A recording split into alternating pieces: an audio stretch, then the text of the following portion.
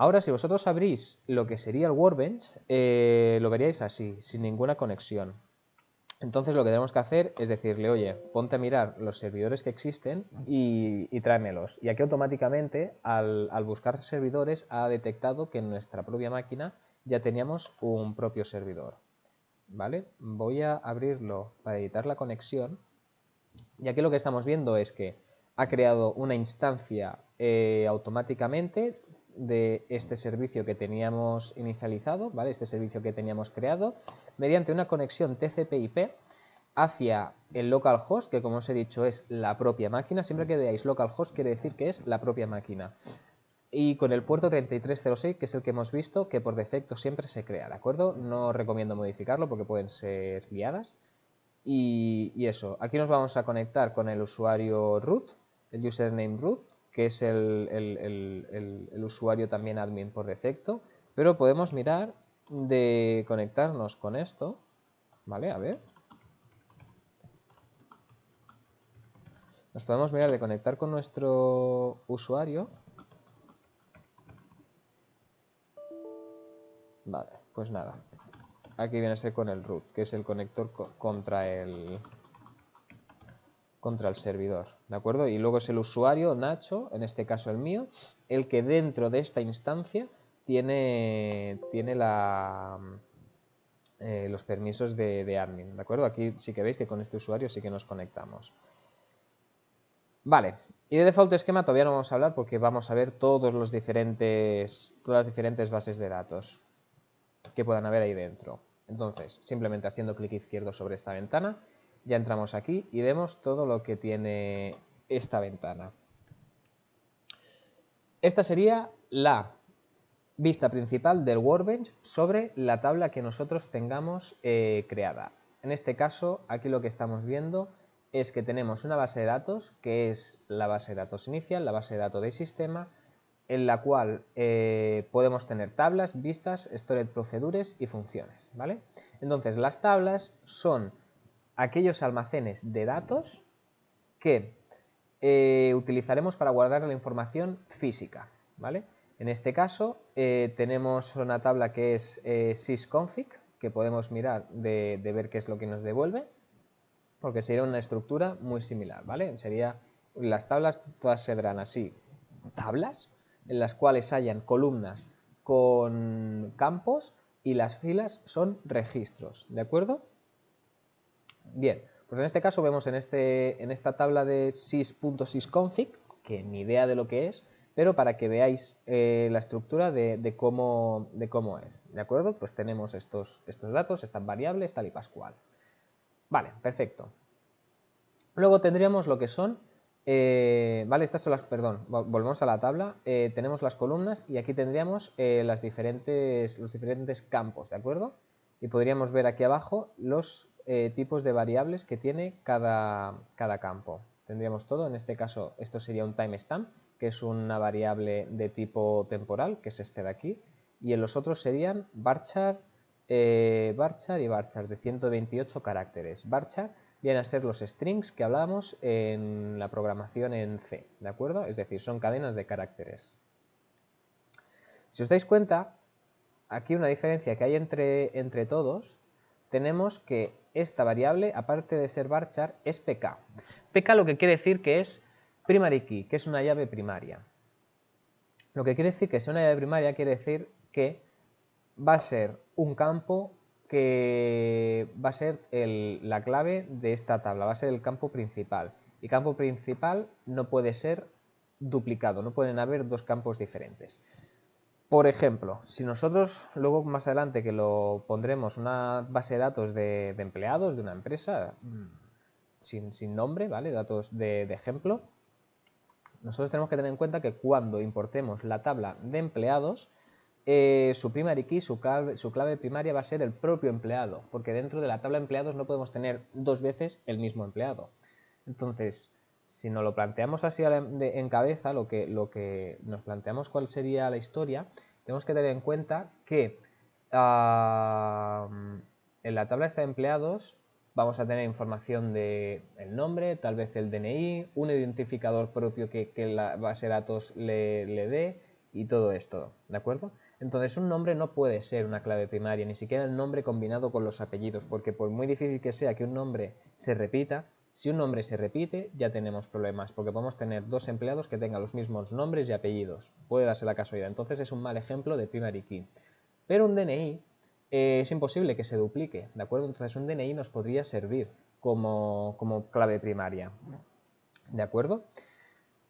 ¿Cuál es el problema? Que un DNI es una palabra, es un campo muy largo, es un campo muy grande y a la hora de buscar por ese campo, pues le puede costar a la base de datos más tiempo que si lo buscamos por un valor más corto, ¿de acuerdo? En este caso ya veremos más adelante que lo que se suele hacer es definirle a cada registro un valor numérico entero, no decimal. Y de esta manera a cada usuario se le define, tú eres el usuario 1, tú eres el usuario 2, tú eres el usuario 3, y el usuario 1 tiene su DNI, su nombre y sus más datos propios. Gracias por empezar a seguirme, Carlitos. Nos puede empezar podemos empezar a tener cada dato con su registro de primary key con ese valor entero, ¿de acuerdo? Luego tendríamos los índices que por defecto siempre se indexa por nuestra primary key. ¿Qué quiere decir un índice? Un índice va a ser una herramienta a la cual sobre la cual se va a apoyar la base de datos para hacer búsqueda de nueva información, de toda la información. Por ejemplo, como tenemos la primary key definida, siempre se va a crear un índice sobre esta primary key porque normalmente va a ser por el campo por el cual queramos buscar, pero tal vez queremos buscar por otro campo, como puede ser el set time. Pues en este caso, si tardara mucho, que tuviéramos millones de registros, si tardara mucho en buscar por cada máquina, por cada columna de aquí, pues podríamos indexarlo para que pueda buscar. Tenéis que tener en cuenta que un index de estos, no es más ni menos que como si tuviéramos un índice en un libro, ¿de acuerdo? Entonces nos sirve para llegar de manera rápida a lo que nosotros queremos buscar. Foreign keys. Aquí las foreign keys no tenemos foreign keys definidas porque las foreign keys los que son campos que están relacionados con otras tablas, ¿de acuerdo? Con el mismo campo sobre otra tabla. Por ejemplo, si hablamos de los datos y la información de empleados, veríamos que tenemos por un lado empleados y por otro lado sueldos. Pues en la tabla de empleados tendríamos una primary key que sería el ID del empleado, que es este numérico incremental, y en la tabla de sueldos no tendríamos el nombre y toda la información del empleado, solamente tendríamos el ID del empleado, tendríamos un numérico y a continuación tendríamos los registros del sueldo, que ya tendríamos seguramente fechas, tendríamos cantidades y todo eso. Entonces este empleado ID que está en la tabla de sueldos es una foreign key de la tabla de empleado, del campo empleado ID de la tabla de empleados. ¿Se entiende? Este foreign key se suele vincular con el primary key de su tabla original. ¿Sí? Vale. Y esto de triggers, que no viene a ser nada más ni nada menos que activaciones son ejecuciones que se hace propias el servidor, que si queremos definirle que en cuanto se inserte algo o detecte un flag hacia arriba de algo, pues que se ejecute. Pero no es importante. ¿De acuerdo? Entonces aquí tenemos las views. ¿Qué diferencia hay entre las views y las tablas? Pues que las views nos permite hacer consultas sobre tabla, tener tablas de datos, lo único que ya son consultas creadas y podemos tener consultas ya aquí guardadas, ¿de acuerdo? Aquí no sé qué veríamos, ¿vale? Aquí vemos todo esto, por ejemplo, y aquí esto, si nosotros vamos a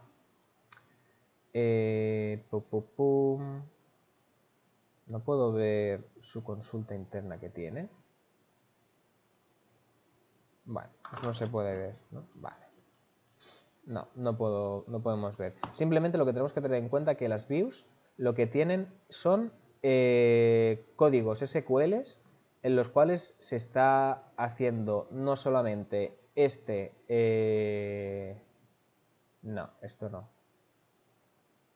Código SQL en el cual se está haciendo consulta sobre una tabla, sino que aquí también podemos estarle poniendo otras cosas, ¿vale? Podríamos estar aquí recogiendo otra vez este valor, poniéndole que si el campo este es nulo, que me devuelva un 0, creo que era así.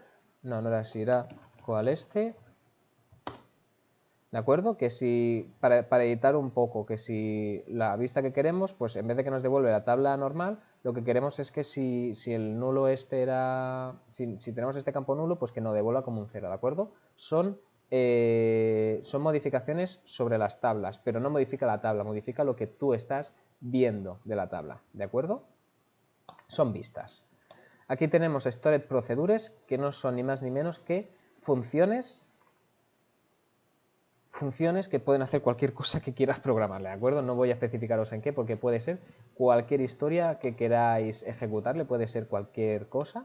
Y aquí funciones 3/4 de lo mismos, que las funciones suelen ser, pueden estar utilizadas dentro de las stored procedures, podemos utilizarlas aquí dentro, así que no entraremos en ver las diferentes funciones porque también hay muchas. Esto, por ejemplo, el cual este es una función, que he ido muy rápido en crearlo. Este cual simplemente lo que hace es, detéctame si sobre este campo hay un valor nulo y si hay un valor nulo le pones lo que tengamos aquí.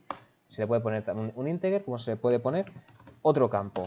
En este caso, si detectamos un nulo, lo que nos pone es esto. Aquí no tiene ningún puto sentido, pero lo que pretendo es que veáis que esto sería una función en la cual le podríamos pasar dos campos de la misma manera que hacíamos anteriormente las funciones con... Te lo digo mañana, los campos, las funciones con C, ¿de acuerdo? Que estuvimos viendo la otra vez. Entonces, ahora que hemos visto así un poco por encima lo que sería una base de datos básica, vamos a pasar a importar todo esto de aquí, que es lo que decíamos que iba a ser una base de datos, ¿de acuerdo? Entonces, en vez de seguir los pasos que nos decían aquí de utilizarlo por el PowerShell, lo vamos a hacer directamente desde el Workbench, ¿de acuerdo? Entonces, si no me acuerdo mal, vamos a abrir este Employees SQL y aquí lo que vemos es que lo que va a hacer va a ser, si existe una base de datos empleados, me la borras, ¿vale? Esto quiere decir que nos va a crear una base de datos de empleados. ¿Vale? ¿Por qué queremos borrarla? Porque no podemos crearla si ya está creada. Si volvemos a ejecutar este script, lo que nosotros queremos es bórramela y la vuelves a inicializar, la vuelves a crear desde cero. Esto lo podéis interpretar como si fuera un backup, ¿de acuerdo? Aquí hemos roto algo, pues tenemos un backup de X fecha y lo volvemos a cargar. Borra la base de datos, ¿vale? Que es un drop database. Si existe esta base de datos, crea una base de datos si no existe, que si esto lo he ejecutado no tendrá problemas en crearla, y nos conectamos a esta base de datos. Hacemos una consulta de info, ¿vale? Esto es un fichero que ya nos venía por defecto y que aquí lo que va a hacer va a ser ejecutar todo. Entonces lo quiero enseñar un poco por encima, lo que va a hacer.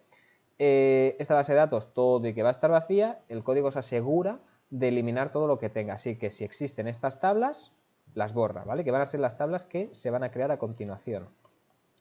Define por defecto que el motor de almacenamiento va a ser un InnoDB, que si miramos aquí en la documentación, aquí ya nos explica que el InnoDB es el que viene por defecto definido, pero que podríamos ponerle diferentes motores de almacenamiento. En este caso no nos vamos a liar en esto, porque no es la idea y tampoco vamos a entrar en este detalle. Simplemente saber pues, que hay varios tipos de motores de almacenamientos. En este caso, pues lo que decíamos, vamos a ponerle el INO. Y aquí pues ya empieza a hacer todo un conjunto de... Bueno, mentira, esto está comentado, ¿de acuerdo? Que son estas barras de aquí, esto quiere decir que está comentado, con lo cual por defecto ya va a instalar el INO, ¿vale? Pero si quisiéramos cambiarlo, pues aquí le ponemos lo que fuera, dejamos esto descomentado y lo estaría ejecutando, ¿vale? Pero no va a ser el caso. Entonces aquí va a quedar una tabla de empleados que, como os decía, vamos a tener el empleado ID, que en este caso lo llama MPNO, como si fuera el number del employer. Va a ser un numérico y no, va a ser no nulable, no va a poder tener un nulo, porque nuestras claves primarias no pueden tener nulo, tenemos que definirle ese orden. Y aquí vemos cómo esta clave, como este empleado, el número de empleado va a ser una clave primaria. Entonces, en cada registro del empleado, aparte de tener su numérico, vamos a tener su fecha de nacimiento, vamos a tener su nombre, vamos a tener sus apellidos, vamos a tener su sexo y vamos a tener su fecha de adquisición, ¿de acuerdo? Todo esto con sus diferentes tipos de datos, que en este caso el int ya lo conocemos de C, es un número entero. Tenemos aquí un formato fecha que es diferente a esto que es un timestamp, ¿de acuerdo? El timestamp tiene fecha y tiempo, ¿de acuerdo? Esto simplemente va a tener fecha, porque no tiene sentido que pongas un timestamp a tu cumpleaños, porque no vas a poner en el cumpleaños, tú no vas a poner la hora en que naciste, solamente te interesa el día. Vamos a tener aquí el nombre y el apellido, que por algún motivo definen el nombre con 14 caracteres y el apellido con 16, ¿ok? Aquí vamos a tener el sexo, que aquí ya se pone un tipo de valor enumerable del cual solo pueden entrarle estos dos tipos, ¿vale? Que es como si, también podríamos definirlo de otra manera, como si fuera un valor booleano, ¿de acuerdo? Que puede ser true, false, o 1 y 0, o 1 y 2, y luego definir qué quiere decir 1 y qué quiere decir 2. En este caso va más por lo seguro y le define simplemente dos caracteres, ¿de acuerdo? Male o female, ¿de acuerdo? Y tenemos el hire date, que es la fecha de adquisición, ¿vale? Fecha de entrada en la empresa. Podríamos también ponerle un fired date, ¿de acuerdo? Que sería la fecha de despido, pero como no está y no queremos que nos dé problemas en toda la importación, lo vamos a dejar como estaba, ¿vale? Tenemos también una tabla de departamentos, tendremos una tabla de departamentos manager, departamento empleados, los títulos, los sueldos y todo tiene el employee NO, que el employee NO va a ser nuestra foreign key, que es lo que estamos hablando, ¿de acuerdo? Todo. Aquí, por ejemplo, también tenemos foreign key contra el departamento, porque estos son datos que estarán relacionados con el departamento, pero tenemos nuestra tabla principal de departamentos, que en este caso la primary key va a ser el departamento, porque si es una tabla de departamentos, pues tenemos nuestra foreign key, ahí nuestra primary key, que va a ser el número de departamento, ¿de acuerdo? Y en todas las otras tablas que aparezca el departamento va a ser su foreign key, porque van a estar relacionadas, esos datos van a estar relacionados, porque como una base de datos relacional, ¿vale? Me explico. De acuerdo. Pues, ¿qué más? Crea aquí datos, crea aquí tablas y aquí ya una vez tenemos todas las tablas creadas, crea vistas, ¿de acuerdo? En este caso podemos ver que va a haber una vista que es departamentos y empleados con las últimas fechas y aquí va a ser como si tuviéramos una vista de una tabla en la cual nos saca por cada empleado cuál es su fecha máxima que ha estado moviéndose entre departamentos. Y va a ser como si estuviéramos viendo la tabla esta, pero ya editada, ¿vale? Estamos viendo una edición de esta tabla, que la tabla no se edita, lo que se edita es el dato que estamos recuperando. Así que tenemos eso por ese lado. Luego aquí pues crea otra vista más del departamento actual de cada empleado, ¿vale? Creamos o modificamos la vista Current Department Employee, ¿vale? Que es, si os dais cuenta, si tú te lo lees, si entiendes inglés y te lo lees de arriba abajo, entiendes a lo que está haciendo. Estoy creando o reemplazando una vista que existe con este nombre, el cual voy a definir con esto. Que esta definición quiere decir select, que va a ser un recógeme este campo de la tabla esta que le vamos a poner este alias. Inner join quiere decir que lo vamos a vincular, lo vamos a juntar con esta otra tabla que le ponemos este alias, donde en este donde estamos definiéndole la vinculación entre las dos tablas, que son los campos que van a utilizar para hacerse match, ¿de acuerdo? Entonces, por un lado, vamos a definir, le dice aquí que los employee numbers son los campos por los cuales se van a vincular. Y por otro lado, tenemos también la fecha del from y la fecha del to, es decir, la fecha inicio y final, ¿vale? Y luego aquí ya lo que hace es coge información de los dump y los empieza a llenar, ¿vale? Una vez que hemos tenido todo definido, lo empieza a llenar. Así que con todo esto aquí, a ver, no, esto no era. Y ahora, si queremos ejecutar esto, ¿vale? Podríamos ejecutarlo desde aquí, pero ya vemos que aquí vamos a tener problemas porque no nos va a reconocer estos ficheros, ¿de acuerdo? Porque esto lo tenemos en una ruta X y el servidor está en otra ruta X. Entonces, para ejecutar estos ficheros simplemente lo he abierto así para que lo pudiéramos ver, qué es lo que tenía dentro. Entonces, lo que vamos a utilizar va a ser en este run SQL script, que en este caso le seleccionamos el employees SQL, ¿de acuerdo? Entonces, aquí también tenemos un poco de preview de lo que va a estar ejecutando. Y aquí decimos que de default esquema no le vamos a poner nada porque ya sabemos que va a crear un esquema. Y de default character set tampoco vamos a poner nada para que le ponga por defecto. El character set quiere decir los caracteres que puede ver, que va a poder representar. Tener en cuenta que en ASCII está limitado a ciertos caracteres, entonces puede ser que la diéresis, acentos, símbolos no los reconozca. En este caso vamos a dejarlo por defecto, no nos vamos a liar en esto. Vamos a hacerle un run. De acuerdo. Aquí dice, coño, qué rápido lo he hecho, ¿no? Finished, ya ha acabado todo. No. Ha ejecutado el script, pero internamente, en background, lo que está haciendo es cargar todos los .dump que teníamos en esa carpeta, ¿de acuerdo? Con lo cual, ahora mismo está cargando todos los datos. Se puede demorar, puede tardar unos 40 segundos, 50 segundos de cuando ayer estuve haciendo la prueba. Y en cuanto acabe, ya veremos cómo sale todo de golpe. Tiririri, tiririri. Queríais cosas de cero, ¿no? Pues aquí tenemos cosas de cero y cosas de cero implica a esperar a que se ejecuten y aparezca el dato. Perfecto. Vale, ahora mismo ya ha acabado. Ahora sí que ya ha acabado. Ya podemos hacer el close este que antes no nos salía. Y aquí lo que nos está diciendo es que nos está mostrando el log que él internamente tiene de ejecución y ha estado creando la estructura de la base de datos, ha definido el motor de almacenamiento como el InnoDB, ha cargado todo esto, ¿de acuerdo? Todas las diferentes tablas. Y data load time different, ¿vale? El tiempo que ha tardado en cargar todos estos datos han sido 51 segundos, que es más o menos lo que os decía al principio. Entre 40 y 50 segundos, pues 51, ¿de acuerdo? Muy bien, premio. Pero ¿dónde está? ¿Dónde está el dato? Una vez esto no se actualiza automáticamente, así que tenemos aquí este botón para actualizar, o si damos botón derecho sobre vacío, tenemos aquí el refresh all, ¿de acuerdo? Una vez hemos refrescado, nos ha aparecido ya esta base de datos de empleados y es lo que estábamos viendo.